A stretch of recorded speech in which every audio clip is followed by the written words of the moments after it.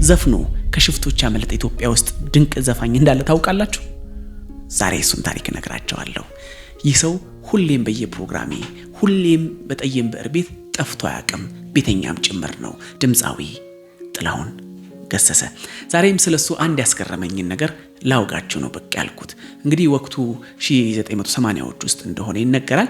በእርግጥም ጥላሁን ገሰሰ ብዙ ጊዜ ወደ ደብረ ብርሃን የመመላለስ እድል ነበረውና በተለይ እዛ ቤተሰቦች ስላሉት እዛም ሄዶ ትንሽ ከፋ ሲለው እዛ ቁጭ ብሎ የማሳለፍ ልምድ ነበረውና ወደ ደብረ ብርሃን ይጓዝና አንድ ምሽት አንድ ቀን ሄዶ እዛ ባለበት እንግዲህ አብሮት የነበረው የጋሽ ፈይሳ ልጅ ሳምሶም ሲናገር እንደነበረው ሼህ ሁሴን አላሙዲ ደውለውለት እንዲመጣ አደረጉት ነው የሚለው።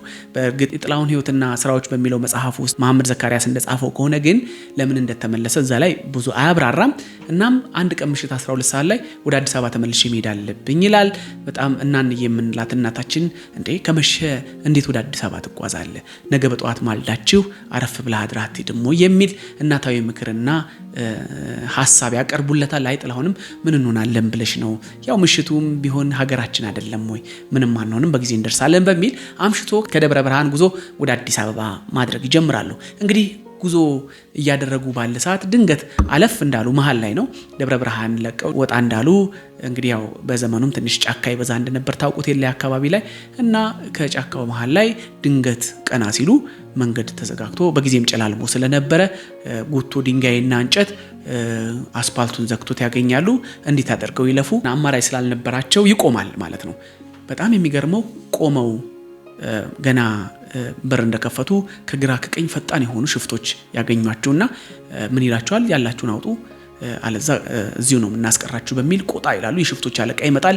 እጃችሁ ላይ ያለውን ወርቅ ሰዓት ቶሎ አውላልቅ፣ ኪሳችሁ ውስጥ ያለውን ገንዘብ አምጡ እያለ ጠንከር አድርጎ ሲጠይቀው ጥልዬም በጣም በመረጋጋት ይላል። እንደውም ሳምሶም ሲናገር በጣም በመረጋጋት ምን ልሰጥህ እችላለሁ?